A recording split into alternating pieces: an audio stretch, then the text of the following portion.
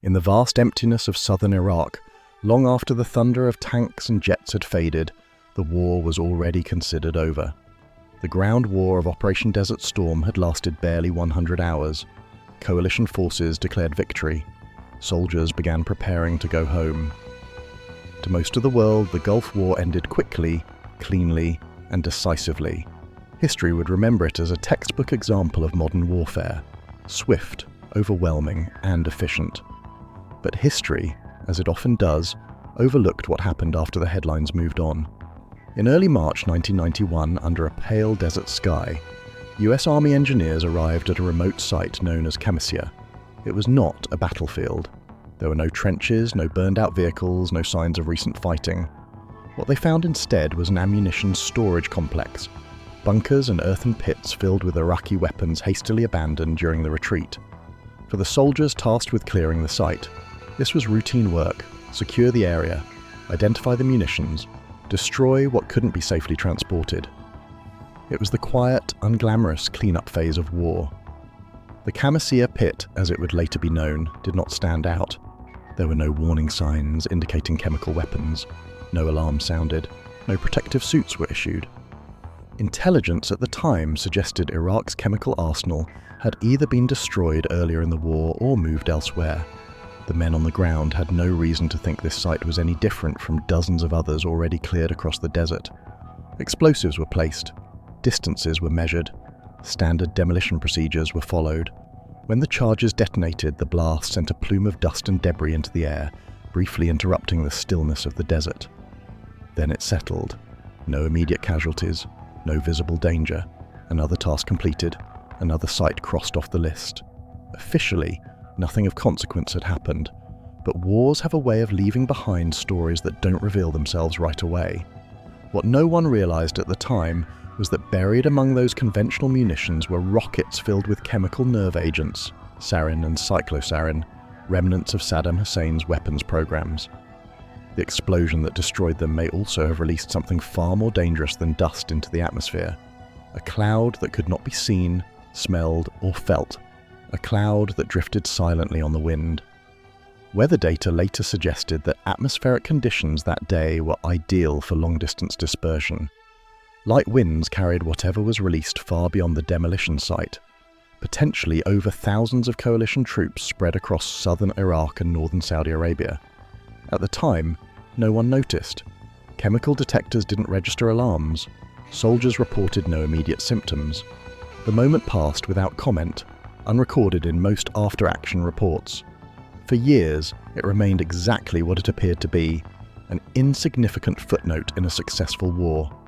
Then the veterans came home. Within months and then years, an increasing number of Gulf War veterans began reporting strange and persistent health problems, chronic fatigue that never lifted, muscle pain without injury, memory loss, headaches, digestive issues, respiratory problems, symptoms that didn't fit neatly into known diagnoses and that varied widely from one individual to another. Doctors were baffled, tests came back normal, psychological explanations were offered, then challenged. These veterans had served in different units, in different locations, performing different roles. The only thing many of them shared was that they had been in the Gulf. As complaints mounted, officials struggled to find a cause. Was it stress, vaccines, smoke from burning oil wells, pesticides, something else entirely? For years, chemical exposure was firmly ruled out. There was, supposedly, no evidence that coalition forces had ever encountered nerve agents during the war. Yet the symptoms didn't go away, and neither did the questions. Slowly, quietly, researchers began re-examining the war's overlooked details: logs, weather reports, demolition records, satellite data, and again, one location surfaced in the analysis. One demolition, one moment that had been dismissed as routine. Khamisiyah. What made this moment so disturbing was not just the possibility of exposure, but how easily it had slipped through the cracks. No enemy attack, no dramatic failure, just a bureaucratic blind spot, a cleanup operation carried out under assumptions that would later prove dangerously incomplete. According to modern scholars, this is often how the most consequential events unfold, not with chaos and noise, but with paperwork stamped completed and filed away. Evidence suggests that the Khamisiyah demolition did not look like a disaster because it wasn't one, at least not immediately. The damage it may have caused unfolded slowly, invisibly, inside the bodies of people who had no idea they were at risk. And that is what makes this story so unsettling. If the explosion had been larger, louder, more obviously wrong, it might have been investigated immediately. Instead, it blended into the background of a war already declared over. A small event, officially insignificant, that would cast a shadow lasting decades. Because sometimes history's most dangerous moments are the ones no one thinks to question at all. To understand why a forgotten demolition in the desert would later provoke so much fear and suspicion, you first have to understand the war that came before it. The 1991 Gulf War did not begin as a simple territorial dispute. It began with a shock. In August 1990, Saddam Hussein's Iraqi army crossed into neighbouring Kuwait, overwhelming the country in a matter of hours. The invasion sent a jolt through the global order. Kuwait was a key oil producer. Saudi Arabia lay directly to the south, and the Cold War had only just ended, leaving the world unsure how this new era of power would be tested. The response was swift and unprecedented. A massive international coalition formed almost overnight, led by the United States and backed by more than 30 allied nations.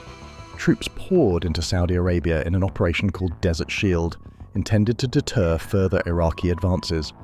At its height, over 500,000 coalition soldiers were stationed in the region, many of them young men and women who had never seen combat before. They arrived in a desert that felt less like a battlefield and more like an enormous waiting room for something terrible.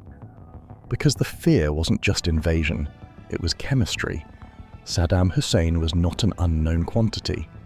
During the 1980s, in his brutal war against Iran, Iraqi forces had repeatedly used chemical weapons on the battlefield.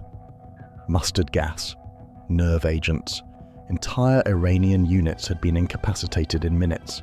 Worse still, chemical weapons had been used against Iraq's own Kurdish population, most infamously in the town of Halabja, where thousands of civilians were killed in a single attack. These were not rumours or exaggerations, they were documented facts. Coalition planners knew this history well. From the first days of deployment, troops were warned that chemical attacks were not a distant possibility. They were an expected tactic. Soldiers were issued gas masks and chemical protective suits. They trained repeatedly for nerve agent exposure. Sirens were tested, drills were rehearsed, even routine alerts could send entire units scrambling to seal their masks in seconds. For many veterans, the Gulf War was defined not by combat, but by anticipation. Hours spent in blistering heat wearing chemical gear, false alarms triggered by diesel fumes or pesticide sprays, nights interrupted by warning signals that turned out to be nothing. Every unexplained smell, every gust of wind, carried a question: is this it? When the air war began in January 1991, it was overwhelming. Coalition aircraft struck Iraqi targets around the clock: command centres, air defences, supply depots. The campaign was designed to cripple Iraq's ability to fight before ground forces ever moved. On television screens around the world, viewers watched green night vision footage of bombs hitting their targets with eerie precision. It looked clean, surgical, almost unreal. But beneath that image was constant tension. Iraqi Scud missiles rained down on Israel and Saudi Arabia, threatening to widen the war. Coalition leaders feared Saddam might use chemical warheads on those missiles, dragging new nations into the conflict. Each launch carried that fear with it, even when no chemical attack materialized. When the ground war finally began in late February, it ended almost as quickly as it started. Coalition forces smashed through Iraqi defences in a matter of days. Entire units surrendered without firing a shot. The conflict that had dominated global attention for months was effectively over in just 100 hours. Officially, it was a triumph. Yet for the soldiers on the ground, victory did not bring relief. Instead, it brought uncertainty. Iraqi forces had retreated in chaos, abandoning equipment, munitions, and supply dumps across the desert. Intelligence reports warned that chemical weapons could be hidden among conventional stockpiles. The danger, everyone was told, hadn't disappeared. It had simply changed form. This was the environment in which cleanup operations began. Units were tasked with securing and destroying captured Iraqi weapons before they could be reused or fall into the wrong hands. It was painstaking, methodical work carried out under the assumption that chemical threats were real, but contained, that if something dangerous existed, it would be clearly marked, clearly identified, and handled with extreme caution. The problem was that war rarely conforms to assumptions. What made the Gulf War uniquely unsettling was that the enemy's most feared weapon was invisible. You could not hear it coming, you could not see it explode, and if exposure occurred, you might not even feel it right away. That fear lingered in the background of every operation, even after the ceasefire was signed. So when soldiers approached sites like Khamisiyah, they did so with a strange mixture of confidence and unease. Confidence in their procedures, unease born from years of warnings that Iraq's chemical weapons were everywhere and nowhere at the same time. By the time the demolition charges were placed, most believed the worst had already passed. The war was over. The danger supposedly had been neutralized. But history would later suggest that the real mystery of the Gulf War wasn't what happened during the fighting. It was what slipped through afterward, unnoticed, while everyone was already looking toward home. Long before coalition troops ever set foot in the sands of Saudi Arabia, Saddam Hussein's chemical weapons program had already earned a grim reputation. It was one of the worst-kept secrets in modern warfare. Iraq did not merely possess chemical weapons, it had used them repeatedly, openly, and with devastating effect.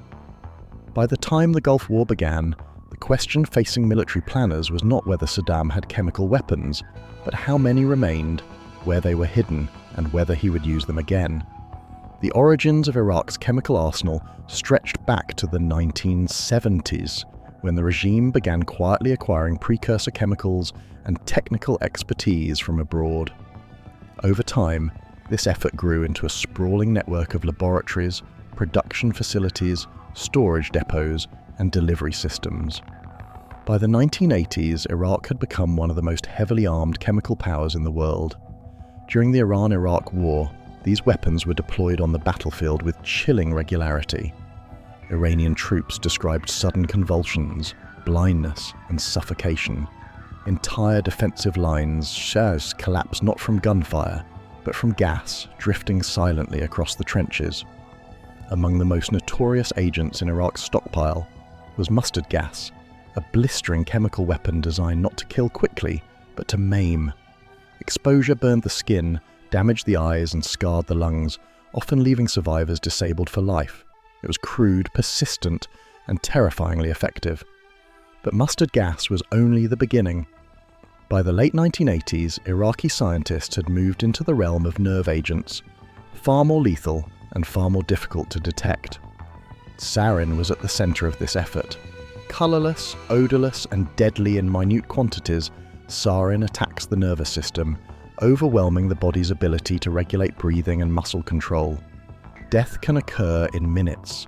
Even low-level exposure can cause lasting neurological damage.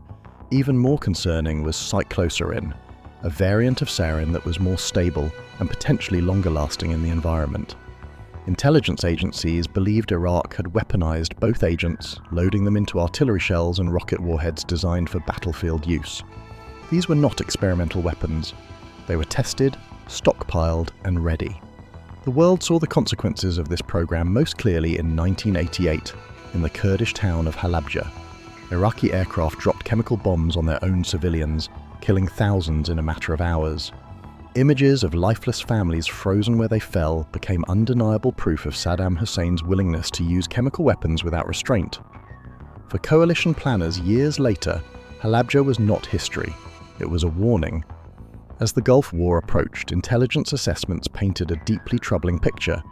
Analysts believed Iraq still possessed large quantities of chemical munitions, many of them dispersed across the country in hardened bunkers or buried storage sites. Some facilities were well known and targeted during the air campaign. Others were suspected but unconfirmed. Mobile launchers and hidden caches further complicated the picture. What made matters worse was uncertainty. Intelligence by its nature was incomplete. Satellite imagery could identify buildings, not contents. Defectors could offer clues but not comprehensive inventories. Intercepted communications hinted at chemical movements but rarely provided specifics. Coalition forces were preparing for a war in which the enemy's most dangerous weapons might never announce themselves. This uncertainty shaped every aspect of coalition strategy. Chemical warfare was assumed to be a real possibility from the first day of combat. Troops trained to fight in gas masks and full protective suits, despite the physical exhaustion it caused. Vaccination programs were rushed through deployment schedules. Detection equipment was distributed widely, even though its reliability in real-world conditions was imperfect. At the same time, planners hoped deterrence would work. The coalition made it clear that chemical attacks would provoke devastating retaliation. Saddam Hussein, they believed, might be ruthless, but he was not suicidal. If chemical weapons were used, the response would be overwhelming. During the war itself, those weapons were never deployed against coalition forces. No confirmed nerve agent attacks occurred. For many, this reinforced the belief that the threat had been neutralized. Airstrikes were credited with destroying production sites. Retreating Iraqi units were thought to have abandoned or destroyed their chemical stockpiles. By the time the ceasefire was signed, confidence grew that the worst dangers had passed. But confidence is not certainty. What remained dangerously unclear was what had survived the bombing campaign, and where it ended up.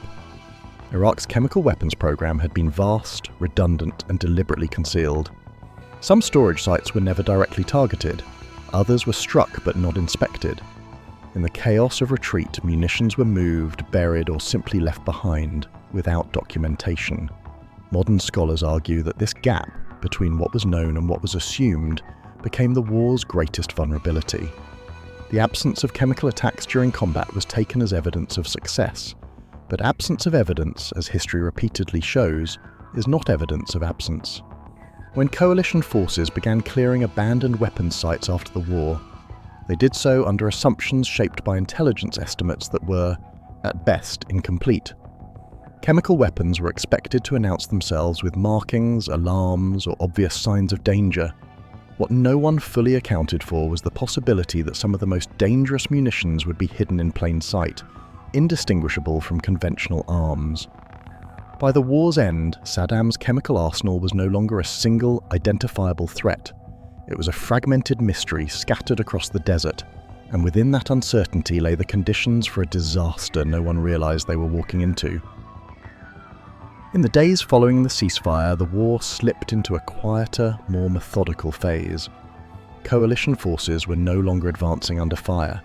Instead, they were cataloguing the aftermath, mapping wreckage, securing supply routes, and dealing with what the retreating Iraqi army had left behind. Across southern Iraq, abandoned weapons sites dotted the desert like debris after a storm. Some were obvious, others blended so completely into the landscape that they barely registered as anything worth a second look. Khamisiyah was one of those places. Located in southeastern Iraq, not far from the Kuwaiti border, the Khamisiyah area had once been part of a larger Iraqi military logistics network. On maps, it appeared as an ammunition storage complex. Rows of earth-covered bunkers, shallow pits and open storage areas designed to hold rockets, artillery shells, and other conventional munitions. It was not a secret facility, it was not heavily fortified, and it did not appear on any priority list of suspected chemical weapons sites. To the soldiers who first approached it, Khamisiyah looked mundane. The bunkers were partially damaged, some collapsed by earlier airstrikes or sabotage during Iraq's retreat. Crates lay scattered. Metal fragments protruded from the sand. It looked like dozens of other depots coalition forces had already cleared. There were no warning placards, no distinctive markings, no signs indicating the presence of chemical weapons. Everything about the site suggested routine cleanup. That impression mattered. During the Gulf War, coalition procedures relied heavily on visual identification and intelligence flags. Known or suspected chemical sites were handled differently. Specialized teams, protective gear, monitoring equipment. Khamisiyah triggered none of those alarms. According to the information available at the time, it was simply another abandoned Iraqi ammunition dump. As engineers and explosive ordnance teams began surveying the area, they discovered that many of the munitions were buried. Iraqi forces retreating under pressure had hastily concealed large quantities of rockets and shells in shallow pits, covering them with sand to avoid detection from the air. This was not unusual. Similar caches had been found elsewhere, often containing damaged or unusable weapons left behind in the rush to flee. The buried rockets at Khamisiyah appeared conventional, standard 122mm rockets commonly used by Iraqi artillery units. Some were broken, others were corroded. Many were considered unsafe to move. Transporting them posed risks, not just to personnel, but to nearby units and civilians. The decision was made to destroy them on site. From a military standpoint, the order made sense. Demolition was faster, safer, and required fewer resources than attempting to recover and relocate unstable munitions. Clearing these sites also prevented leftover weapons from being reused in future conflicts or falling into unauthorized hands. Across the region, similar demolitions were being carried out daily. What no one realized was that some of the rockets buried at Khamisiyah were different. Hidden among the conventional munitions were rockets filled with chemical nerve agents, sarin and cyclosarin, stored years earlier and forgotten or deliberately concealed without proper markings. Over time, sand and neglect erased the distinctions between chemical and non-chemical weapons. To the naked eye, they were identical. There were no detectors scanning the site before demolition, no chemical reconnaissance units assigned to the task. The assumption, shared by commanders and troops alike, was that any chemical weapons would have been identified earlier in the war, either destroyed from the air or flagged by intelligence. Khamisiyah officially was clean. Explosive charges were placed in the pit. The distance was measured, troops moved back, and with a controlled detonation, the buried rockets were destroyed in a single blast. Dust and debris rose into the air, forming a plume that drifted briefly before dispersing into the desert sky. At the time, it was a success. There were no immediate signs of danger. No alarms sounded, no soldiers collapsed, no emergency reports were filed. The demolition was logged and the unit moved on. In official records, Khamisiyah barely warranted a mention beyond a line item confirming the destruction of abandoned enemy munitions. But this normalcy was precisely the problem. Because the destruction was routine, no one looked closer. No samples were taken, no follow-up inspections were ordered. The site was written off as resolved, and in the absence of visible consequences, the moment vanished into the background noise of post-war operations.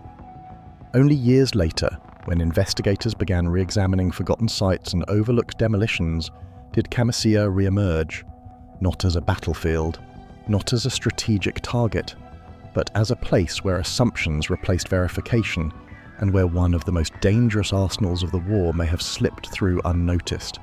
The pit itself was unremarkable. That was its power. It didn't look like history in the making. It looked like a chore being completed at the end of a long war. And that is why no one thought to question it until the consequences could no longer be ignored. By March of 1991, the war had ended, but the work had not. Coalition forces were still spread across southern Iraq, tasked with securing territory, managing prisoners of war, and dealing with the vast quantities of abandoned equipment left behind by retreating Iraqi units. The urgency of combat had given way to the bureaucracy of aftermath. Orders came not through shouted commands, but through paperwork, checklists, and routine briefings. The demolition at Khamisiyah began the same way dozens of others did across the region. The responsibility fell to US Army engineers and explosive ordnance personnel assigned to clear captured enemy munitions. These units were trained not to investigate strategic questions, but to eliminate hazards. Their mission was narrow and clearly defined. Locate abandoned weapons, determine whether they could be safely moved, and if not, destroy them where they lay.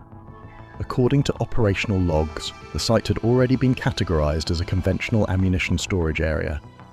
Intelligence summaries did not flag it as a chemical weapons facility. No special warnings accompanied the assignment. For the soldiers involved, this meant standard demolition procedures applied. No chemical reconnaissance teams were attached. No monitoring equipment was set up to sample the air. The assumption, shared at every level, was that the rockets and shells buried at Khamisiyah were ordinary. The process began with a physical survey. Engineers walked the site, identifying visible munitions and probing the sand to locate buried items. What they found were dozens of 122mm rockets, some intact, others damaged or leaking fuel residue. The rockets were unstable. Moving them posed a risk of accidental detonation. Given the number involved, transportation would have required significant time and resources. The decision was made to destroy the munitions in place. Explosive charges were prepared and positioned directly within the pit. This was a common technique used to ensure complete destruction of weapons that could not be safely disarmed. The charges were calculated to detonate the rockets simultaneously, minimizing the chance of unexploded remnants. Distances were measured, safety perimeters were established, nearby units were informed. Everything followed established protocol. From the soldiers' perspective, there was nothing unusual about the operation. Demolitions had been carried out repeatedly during the previous weeks. Each one blurred into the next. The paperwork recorded quantities, locations, and completion times. No mention was made of chemical hazards because none were expected. When the charges were detonated, the explosion was controlled and brief. There was no towering fireball, no shockwave rippling across the desert. Instead, a dense cloud of dust and debris rose into the air, spreading outward before thinning and dispersing. The blast destroyed the rockets as intended. Observers reported nothing out of the ordinary. Crucially, no alarm sounded. Chemical detection equipment, where present, did not register nerve agents. Soldiers did not experience immediate symptoms. There were no reports of coughing, convulsions, or distress. Within minutes, the dust settled. Within hours, the unit moved on to its next assignment. The demolition was logged as complete. At no point did anyone suspect that the rockets contained chemical warheads. That belief was reinforced by what did not happen. There was no emergency response, no request for medical evaluation, no follow-up testing of the site. In the logic of military operations, visible consequences drive attention. Invisible ones do not. The absence of immediate effects confirmed what everyone already believed, that the demolition had destroyed nothing more than conventional weapons. In the days that followed, weather carried the remnants of the blast far beyond the pit itself. Winds shifted across southern Iraq, passing over coalition troop positions scattered across the region. At the time, this movement was irrelevant. No one was tracking a hazard they didn't think existed. Only years later would analysts return to these records and notice what was missing. There were no air samples taken, no soil tests conducted, no post-blast assessments beyond visual inspection. The demolition had been treated as routine, and routine operations rarely receive scrutiny once they're completed. From a procedural standpoint, nothing had gone wrong. The soldiers followed their orders. The engineers applied standard demolition methods. Commanders relied on intelligence assessments that categorized the site as non-chemical. Every decision made that day was reasonable based on the information available at the time. And that is what makes the Khamisiyah demolition so difficult to untangle. There was no single failure, no reckless choice, no dramatic mistake. Instead, there was a chain of assumptions, each one logical on its own, that aligned in exactly the wrong way. The belief that Iraq's chemical weapons had been identified. The confidence that chemical munitions would be clearly marked. The reliance on detection systems designed to catch acute exposure, not low-level dispersion. According to modern scholars, this is how complex systems fail, not through collapse, but through normal operation. The Khamisiyah demolition did not look like an accident because it wasn't treated as one. It looked like a job done correctly. And for years, that is exactly how it was remembered. When the dust settled over the Khamisiyah Pit, nothing appeared wrong. There were no sirens, no urgent radio calls, no visible signs that anything dangerous had been released into the air. To the soldiers on the ground, the demolition looked exactly like dozens of others carried out across southern Iraq in the final days of the war. And yet, according to later analysis, what mattered most was not what could be seen, but what could not. Chemical nerve agents like sarin and cyclosarin are notoriously difficult to detect outside of direct, concentrated exposure. They are colourless, often odourless, and when released in small quantities or dispersed over a wide area, they may not trigger standard battlefield detection equipment at all. The systems deployed during the Gulf War were designed to warn of immediate lethal threats, not faint diluted clouds drifting silently on the wind. At the time of the demolition in March 1991, weather conditions over the Khamisiyah area were calm but not stagnant. Light winds moved steadily across the flat desert terrain. The atmosphere was stable, meaning that particles released into the air would not rise quickly and dissipate upward, but instead remain closer to ground level as they travelled. To anyone familiar with dispersion modelling, these conditions were not ideal, but they were significant. Years later, scientists and military analysts would return to archived meteorological data from that day. Wind speed, direction, temperature gradients. Using computer models unavailable or unused at the time, they attempted to reconstruct what might have happened if chemical agents had been released during the blast. Their conclusions were unsettling. According to these reconstructions, a plume could have formed, a low, elongated cloud stretching dozens of kilometers downwind from the demolition site. Not a dense, deadly fog, but a diluted concentration capable of exposing large numbers of troops to very small doses.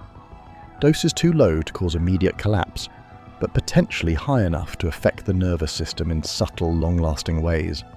Crucially, this type of exposure would not look like a chemical attack. Soldiers would not fall to the ground convulsing. They would not feel burning in their lungs or eyes. Many would feel nothing at all. Any mild symptoms, headaches, nausea, dizziness, could easily be attributed to heat, dehydration, stress, or exhaustion, all of which were common in the Gulf environment. Nothing would stand out enough to demand investigation. This explains one of the most puzzling aspects of the Khamisiyah mystery, why no one noticed at the time. Chemical alarms rely on threshold levels. If the concentration is too low, they remain silent. Medical responses rely on patterns, multiple people getting sick at once, in the same place. A dispersed cloud drifting over hundreds of miles does not produce those patterns. It produces isolated cases scattered across units and nations separated by time and distance. When the Pentagon later acknowledged the possibility of exposure, it emphasized this very point. Any release, they argued, would have been minimal, diluted, harmless. But critics countered that minimal exposure to nerve agents does not necessarily mean safe. Modern toxicology recognizes that low-level exposure can still interfere with neurological function, especially when combined with stress, heat, and other environmental factors. Plume modeling became central to this debate. Analysts overlaid reconstructed cloud paths with known troop locations from the time. The overlap was striking. Tens of thousands of coalition soldiers were potentially downwind of Khamisiyah during the days following the demolition. Many of them would later report symptoms consistent with Gulf War illness. Still, models are not evidence in the traditional sense. They are simulations, best guesses built from incomplete data. And this is where the controversy deepens. No air samples were taken at the time. No soil testing was conducted immediately after the blast. There is no physical proof preserved from the moment itself, only reconstructions built years later, after the questions had already been raised. Skeptics argue that the plume models rely too heavily on assumptions. Small changes in wind speed or release quantity dramatically alter outcomes. Others point out that chemical agents degrade quickly in sunlight and heat, reducing their potential impact. These criticisms are valid, but they do not erase the possibility. They simply highlight how little was measured when measurement mattered most. What remains undisputed is that the demolition created conditions under which a chemical release could have gone unnoticed. The lack of alarms does not prove safety. It proves only that the exposure, if it occurred, did not conform to expectations shaped by Cold War-era planning. According to some historians, this mismatch between expectation and reality is the core of the Khamisiyah mystery. The military prepared for chemical warfare as a dramatic event. Missiles, bombs, mass casualties. It was not prepared for the quiet release of a legacy weapon, destroyed after the war, drifting invisibly across a battlefield already declared safe. The cloud, if it existed, left no immediate trace. It did not alter the outcome of the war. It did not trigger retaliation. It did not even slow operations. Its impact, if any, unfolded slowly, inside bodies across years, surfacing only when veterans began asking why the war had followed them home. And that is why the invisible cloud remains so troubling. Not because it proves anything beyond doubt, but because it fits too neatly into the gaps left behind by assumptions, silence, and time. When coalition troops returned home from the Gulf, They were welcomed as veterans of a short, decisive war. Parades were held, medals were awarded. The conflict was widely portrayed as clean and efficient, a stark contrast to the long, grinding wars that had come before it. For many soldiers, reintegration into civilian life began quickly, but for a growing number of them, something felt wrong almost immediately. At first, the symptoms were easy to dismiss: persistent fatigue, headaches that wouldn't go away, trouble sleeping. Many veterans assumed it was stress or the lingering effects of deployment in an extreme environment. The Gulf had been brutally hot, sleep had been irregular, chemical gear had been worn for hours at a time. Nobody expected to feel perfectly normal right away. But weeks turned into months and the symptoms didn't fade. They multiplied. Veterans began reporting muscle and joint pain without clear injury, shortness of breath, chronic coughs, digestive problems that resisted treatment, memory lapses, difficulty concentrating, mood changes that felt unfamiliar and unmanageable. Some described a constant sense of mental fog, as if their thoughts were slowed or blurred. Others spoke of sudden neurological symptoms, tremors, numbness, unexplained weakness. What made these cases especially troubling was their diversity. No two veterans described exactly the same experience. Some were primarily exhausted, others were cognitively impaired. Some suffered from respiratory issues, while others battled chronic pain. Traditional diagnostic categories struggled to contain what was happening. Doctors were puzzled. Standard blood tests often came back normal. Imaging scans showed nothing conclusive. Symptoms waxed and waned without obvious triggers. Patients appeared outwardly healthy, yet reported feeling profoundly unwell. For clinicians trained to look for clear patterns, this inconsistency was deeply frustrating. As the 1990s progressed, reports increased. Veterans from the United States, the United Kingdom, Canada, and Australia began telling remarkably similar stories. Different militaries, different medical systems, different post-war environments.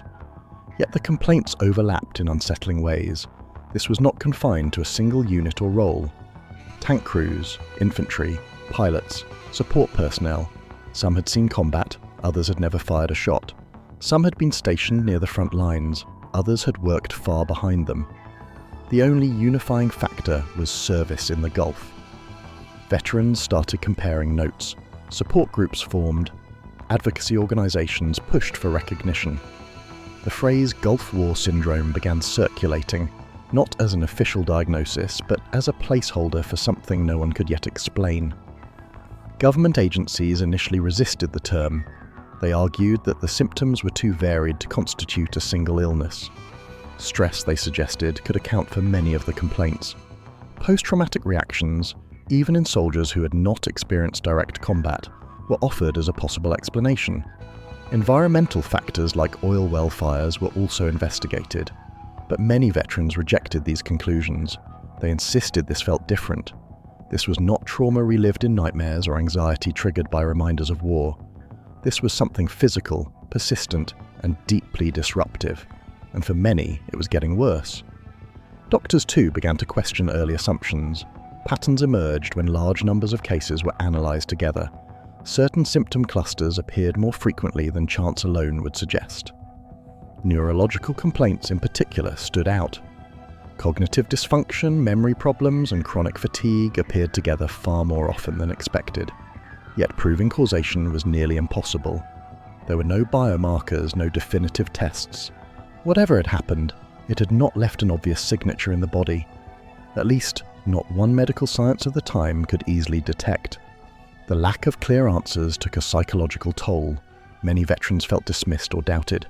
Some were told their symptoms were imagined. Others were encouraged to seek psychiatric care without accompanying physical investigation.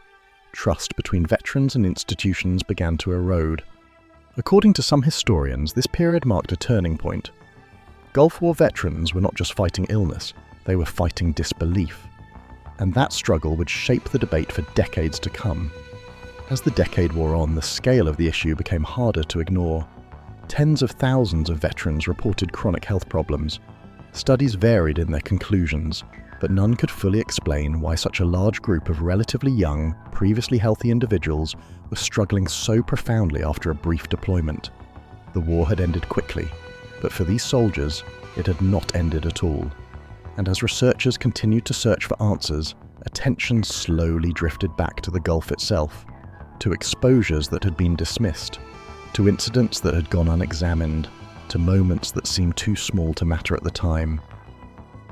As reports of illness multiplied throughout the early 1990s, military and government agencies were forced to respond.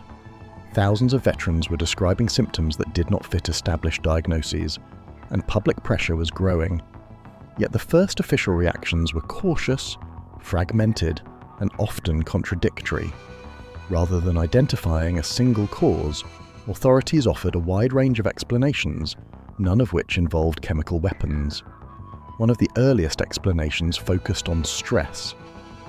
Even though the Gulf War had been brief, officials argued that deployment to a hostile environment, constant fear of chemical attack, and long periods of high alert could produce lasting psychological effects.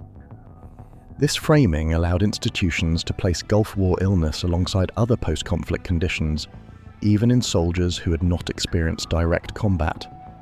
Stress, they said, could manifest physically in ways not yet fully understood. Another explanation centered on vaccines. In preparation for possible biological warfare, coalition troops had received multiple immunizations in a compressed timeframe. Some were experimental, others were administered under accelerated schedules. Researchers suggested that adverse reactions, or interactions between vaccines, might explain fatigue, neurological symptoms, and immune system irregularities. Studies were launched, but results were inconsistent. Some showed mild correlations, others showed none at all. Then there were the oil well fires. As Iraqi forces retreated from Kuwait, they set hundreds of oil wells ablaze, sending massive black plumes into the sky. Images of burning wells dominated global news coverage. Smoke drifted across the region for months. Officials proposed that prolonged inhalation of soot, sulfur dioxide, and other pollutants could be responsible for respiratory and systemic illness. Environmental studies were conducted, but once again, conclusions were mixed. Exposure levels varied widely, and many affected veterans had served far from the fires. Pesticides were also examined. To control insects in desert camps, large quantities of chemical insecticides were used. Some were stronger than those typically approved for civilian use. Could repeated exposure have caused long-term health effects? Possibly, but like the other explanations, this theory failed to account for the full range and distribution of symptoms. What these explanations shared was not certainty but deflection. Chemical exposure, particularly nerve agents, was notably absent from early official discussions. The prevailing position was firm. Coalition forces had not been exposed to chemical weapons during the war. This conclusion rested on several assumptions. No chemical alarms had been triggered, no mass casualties had occurred. Intelligence assessments suggested that Iraqi chemical capabilities had been neutralized or deterred. From an institutional perspective, this stance was understandable. Acknowledging chemical exposure would raise difficult questions about preparedness, detection failures, and responsibility. It could imply that soldiers had been placed in harm's way without their knowledge. It could also open the door to long-term medical and financial obligations. But for veterans, the silence felt personal. Many reported feeling dismissed when they sought care. Symptoms were minimized, diagnoses were vague. Some were told their problems were psychological, even when no prior mental health issues existed. Others were shuffled between specialists without answers. The lack of a clear narrative bred frustration and mistrust. Doctors found themselves caught in the middle. Without definitive guidance or diagnostic criteria, they struggled to treat patients whose suffering was real but poorly defined. Research funding was limited. Studies often focused on individual factors rather than the possibility of combined exposures. According to some historians, this period was marked less by conspiracy than by institutional inertia. Large organizations are slow to change course, especially when early conclusions have already been publicly stated. Admitting uncertainty can look like admitting failure, and so the emphasis remained on explanations that fit existing frameworks, even as evidence continued to resist tidy categorization. The question then is not whether officials were lying, but whether they were willing to look where the answers might lead. By the mid-1990s, pressure mounted. Congressional hearings were held. Journalists began investigating overlooked incidents. Veterans groups demanded transparency. Slowly, the certainty surrounding early explanations began to erode. Files were reopened, assumptions were questioned, and in the background one uncomfortable possibility lingered, that something had been missed, not during the chaos of battle but during the quiet confidence of victory. The official silence did not last forever, but by the time it cracked, years had passed. Symptoms had become chronic, lives had been altered, and the cost of uncertainty had already been paid by those who had been told again and again that nothing had happened. 1990's congressional hearing on veterans' health, veterans at microphones, lawmakers seated, formal government setting, realistic lighting, documentary style, 16 to 9, full HD, Chapter 9. By the mid-1990s, the official story of the Gulf War was beginning to strain under its own weight. For years, veterans had been told there was no evidence of chemical exposure, yet their numbers kept growing, their symptoms persisted, and independent researchers were asking increasingly pointed questions. What finally shifted the narrative was not a sudden discovery in the desert, but a slow, uncomfortable rediscovery of paperwork that had been quietly sitting in archives all along. In 1996, the US Department of Defense announced that it was reopening parts of its investigation into possible chemical exposures during the Gulf War. The reason was simple and deeply unsettling. Earlier intelligence assessments had been wrong or at least incomplete. Analysts reviewing post-war records noticed references to demolition operations that had never been fully evaluated for chemical risk. One site in particular began to stand out. Khamisiyah. Buried in after-action reports and engineering logs were details that had not been considered significant at the time. The demolition of rockets, the absence of chemical testing, the sheer quantity of munitions destroyed. When cross-referenced with later United Nations inspections of Iraq's weapons programs, something no longer added up. UN inspectors had confirmed that Iraq had produced and stored sarin and cyclosarin in exactly the types of rockets destroyed at Khamisiyah. This was the moment when assumption gave way to doubt. Pentagon analysts began re-examining intelligence from the war years, comparing it against new information obtained after Saddam Hussein's defeat. The picture that emerged was not one of deliberate concealment, but of fragmentation. Different agencies held different pieces of the puzzle. No one had assembled them into a complete image at the time. In June 1996, the Department of Defense made a public statement that marked a quiet but historic shift. Officials acknowledged that chemical weapons may have been present at the Khamisiyah site, and that their destruction could have released nerve agents into the atmosphere. For the first time, the possibility of coalition exposure was officially admitted, but the wording mattered. The statement was cautious to the point of discomfort. Chemical weapons may have been destroyed, exposure may have occurred, health effects, if any, were likely minimal. No definitive conclusions were drawn. No responsibility was accepted. It was not an admission of harm, it was an admission of uncertainty. For veterans who had spent years being told exposure was impossible, the announcement landed like a shock. What they heard was not reassurance, but confirmation that their concerns had been dismissed too quickly. What they felt was anger. Anger that it had taken 5 years and mounting pressure for officials to even acknowledge the possibility. The Pentagon's response moved quickly into damage control. New studies were commissioned. Plume modelling was introduced to estimate who might have been downwind of Khamisiyah. Letters were sent to veterans informing them that they may have been exposed to very low levels of nerve agents. The language was clinical, careful and legalistic. According to critics, this caution was deliberate. A full acknowledgement of exposure would raise profound questions about detection failures, command decisions, and long-term healthcare obligations. By framing the event as hypothetical and the exposure as minimal, institutions could recognize the issue without fully owning its consequences. Supporters of the Pentagon countered that the science simply did not allow stronger statements. There were no air samples, no biological markers, no way to measure exposure after the fact. Anything beyond conditional language, they argued, would be irresponsible. Both sides were, in a sense, correct. What the 1996 revelation did accomplish was a fundamental shift in the conversation. Chemical exposure was no longer off the table. The official narrative now included uncertainty, an acknowledgement that something might have happened at Khamisiyah that had never been properly assessed. This admission also triggered international responses. Allied governments began reviewing their own records. British and Australian defence agencies launched parallel investigations. Veterans' organisations gained new credibility, their long-dismissed claims now supported by official doubt rather than denial. Yet the timing was impossible to ignore. 5 years had passed since the war. Many veterans were already chronically ill. Careers had ended, relationships had suffered. For them, the question was no longer whether exposure had occurred, but why it had taken so long to admit it was even possible. Historians often describe the 1996 statement as a turning point not because it solved the mystery, but because it changed who bore the burden of proof. Before, veterans had been asked to prove something happened. After Khamisiyah, institutions were forced to explain why they hadn't known, and that difference mattered.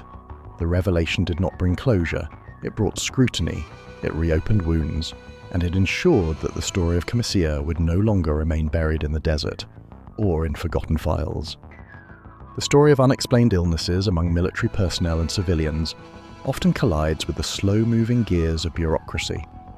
At the heart of the debate are two very different worlds, one of rigorous scientific inquiry and one of administrative caution, risk management, and political consequence. The Department of Defense conducted extensive studies on alleged exposures, using data models that attempted to trace deployment histories, chemical exposure levels, and long-term health outcomes. Their conclusions often downplayed the likelihood of harmful exposure, citing incomplete data or confounding variables. Independent researchers and epidemiologists, however, painted a far grimmer picture.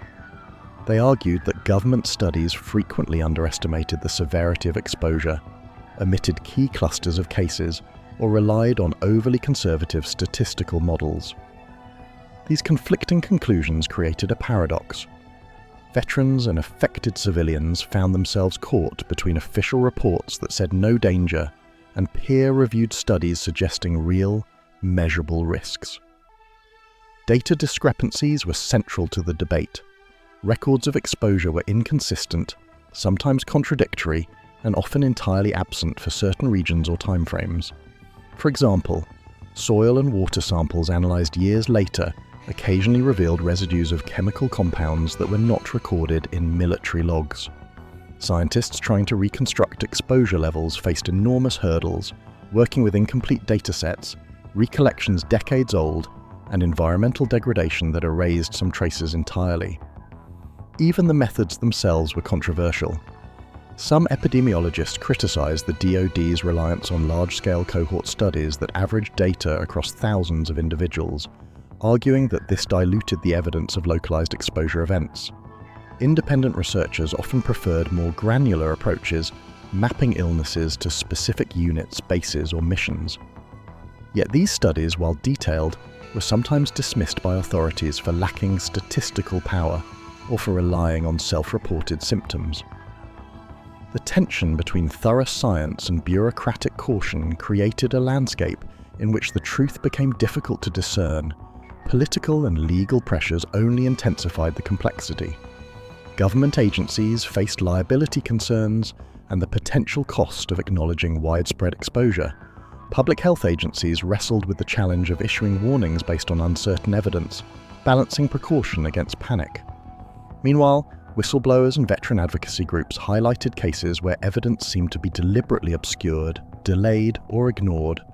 The result was a fog of uncertainty where victims, researchers, and policymakers struggled to agree on even the most basic facts.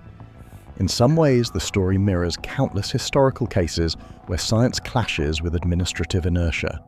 Proving harm years after the fact is never easy, especially when records are fragmented and environmental conditions have changed. Yet the pursuit of answers persists. Independent laboratories continue to analyse soil, water, and tissue samples. Epidemiologists refine statistical models to better account for underreported cases, and advocacy groups work tirelessly to document individual stories, giving human faces to the numbers. While bureaucracy often slows the wheels of recognition, the cumulative weight of scientific evidence slowly builds pressure. Each study, each new finding, becomes a step toward clarity, even when the official conclusions lag behind. Ultimately, the struggle between science and bureaucracy is less about conspiracy and more about structural challenges. It's a battle of methodology, of resources, and of priorities. But for those seeking truth, the message is clear. Persistent inquiry, rigorous analysis, and independent oversight are essential. Only by bridging these two worlds can society begin to understand the true scope of exposure and its long-term consequences. And while definitive answers may still be years away, the process itself underscores the power of science to illuminate even the murkiest corners of bureaucratic doubt. In the tangled history of chemical exposure, one question looms larger than any other: who knew and when? Determining whether information was deliberately withheld, misunderstood, or genuinely unknown has proven to be one of the most challenging aspects of this story. Early investigations relied on a patchwork of reports, some classified, others partially redacted, and a few eventually declassified decades later. Military and government archives reveal a confusing mixture of warnings, ambiguous memos, and tentative conclusions. Some documents hint that certain officers were aware of potential risks but lacked conclusive evidence, while others suggest that information may have been intentionally muted to avoid public scrutiny. Understanding the timeline requires examining the incentives at play within bureaucratic institutions. Agencies often had conflicting priorities: maintaining operational secrecy, protecting personnel from undue panic, and managing the political implications of admitting to exposure. Classified reports reveal internal debates, where some scientists urged caution and transparency, while administrators pushed for measured public statements. Declassified memos occasionally show sharp disagreements over language, whether to characterize exposure as minimal risk or potentially serious. These subtle distinctions carried enormous consequences, influencing which warnings reached commanders, which studies were funded, and which were quietly shelved.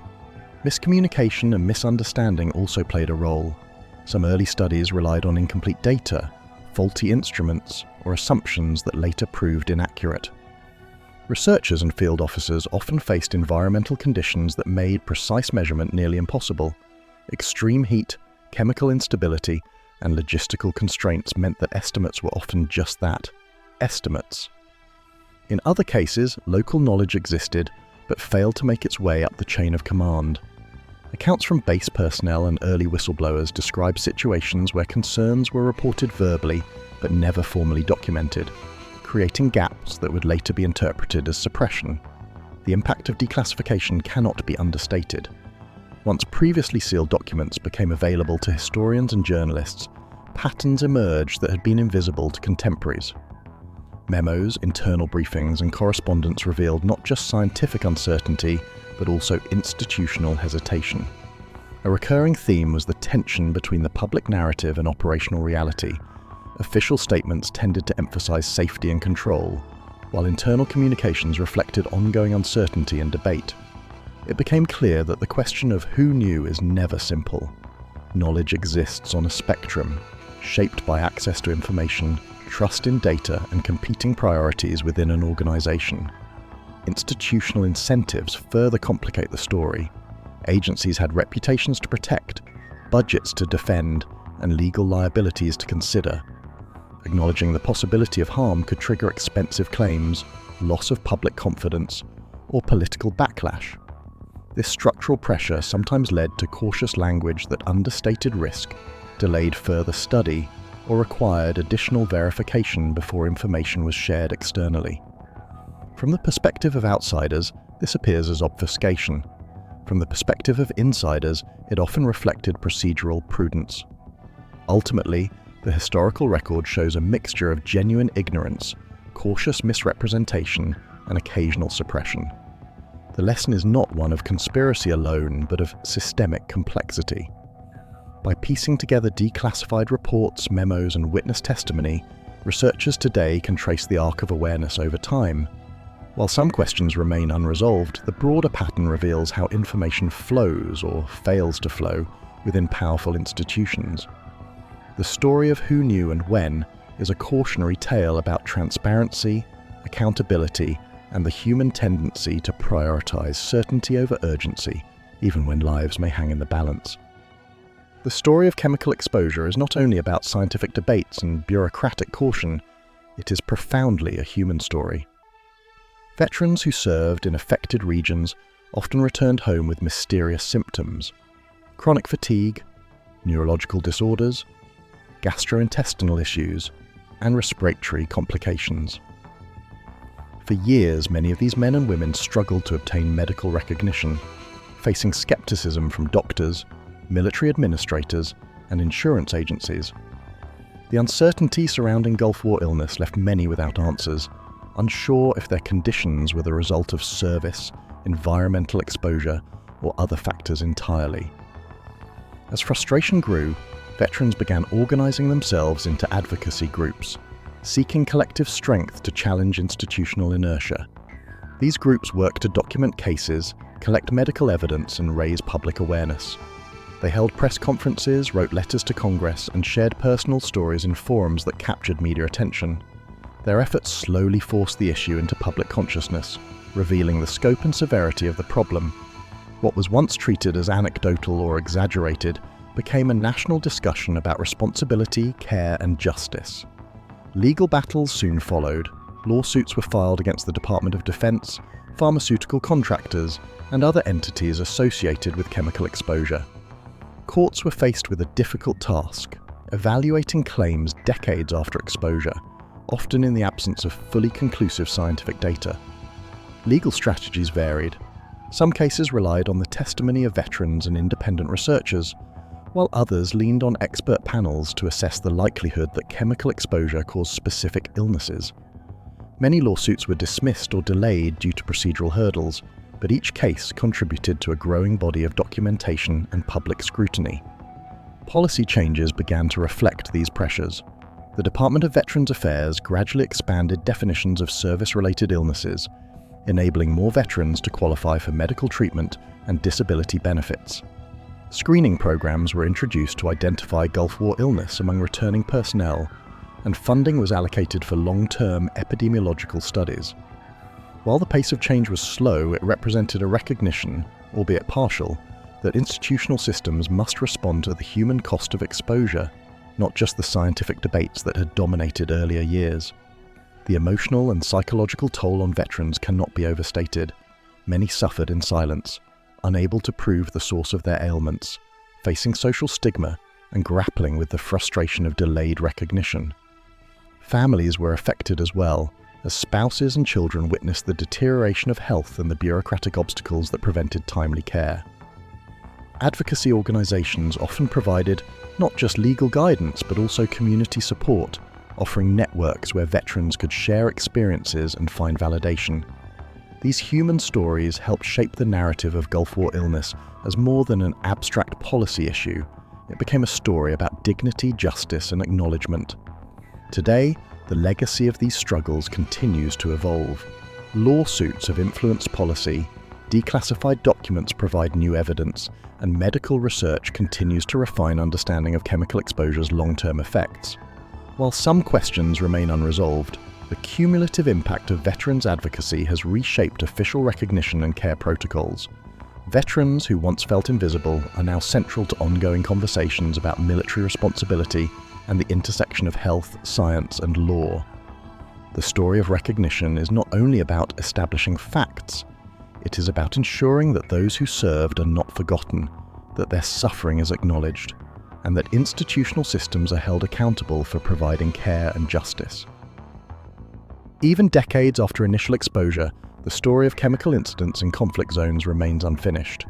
Despite countless studies, investigations, and hearings, no definitive record of who was exposed, at what levels, and for how long has ever been fully established. The data that does exist is fragmented, sometimes contradictory, sometimes entirely absent. Soil samples may confirm the presence of certain compounds, but they cannot recreate precise concentrations at the time of exposure. Health records may document symptoms, but linking them to chemical agents decades later is an exercise in probabilities rather than certainty. For those who lived through these moments, this uncertainty is not abstract. It is the source of frustration, mistrust, and enduring harm. Researchers have developed complex models to estimate exposure, But models, by nature, are approximations.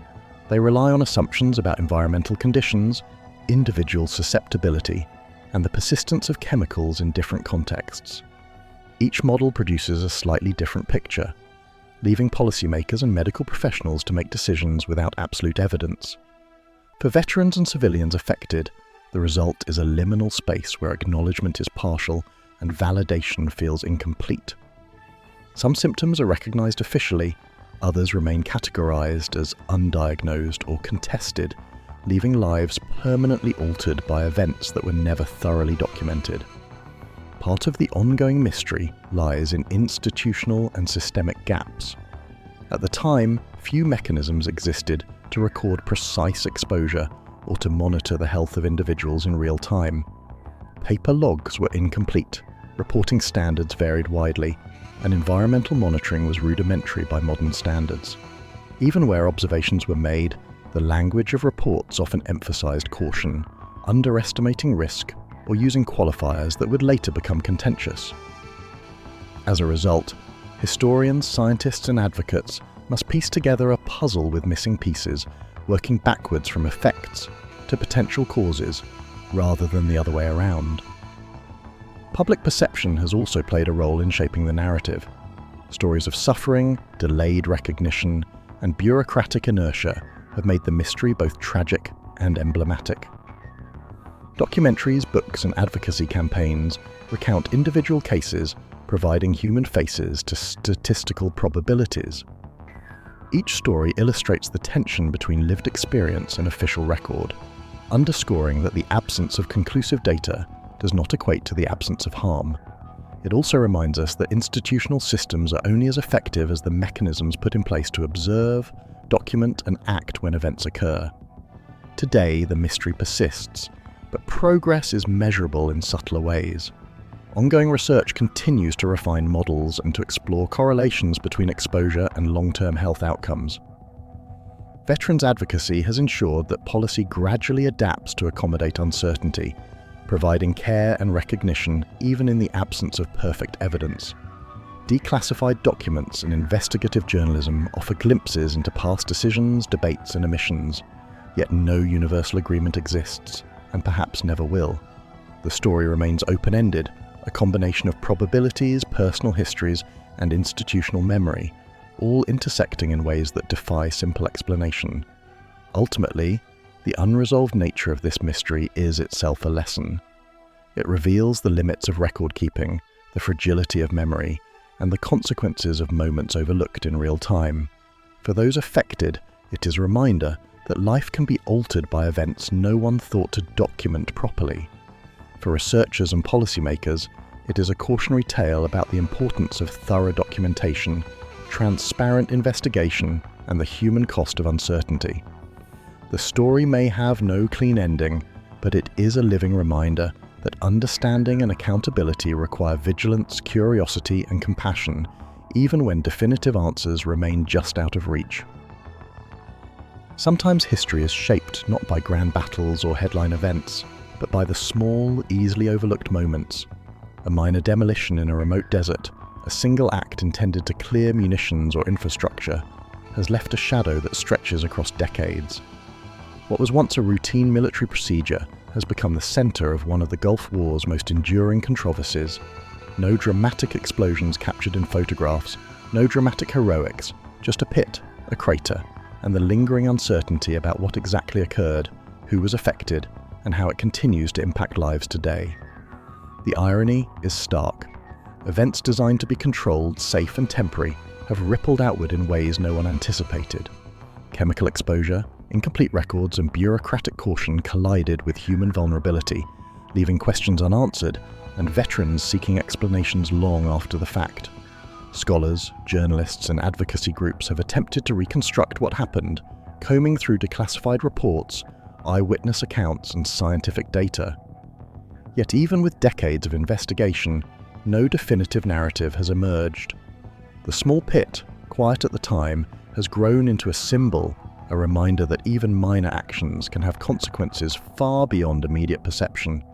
This unresolved story offers lessons on multiple levels. For scientists, it illustrates the difficulty of proving events retrospectively, especially in hostile environments where records are sparse and environmental conditions are harsh. For bureaucrats and policymakers, it underscores the importance of transparency, record-keeping, and communication. For veterans and civilians, it validates the human experience of uncertainty and the frustration of seeking recognition for harms that are neither easily quantified nor universally acknowledged. The pit, while small in physical scale, represents a long shadow of responsibility, inquiry, and moral consideration. At the same time, the story is not meant to be grim or hopeless.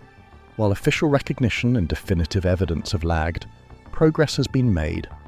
Research continues, policies evolve, and communities of veterans and advocates provide support, understanding, and a voice for those affected.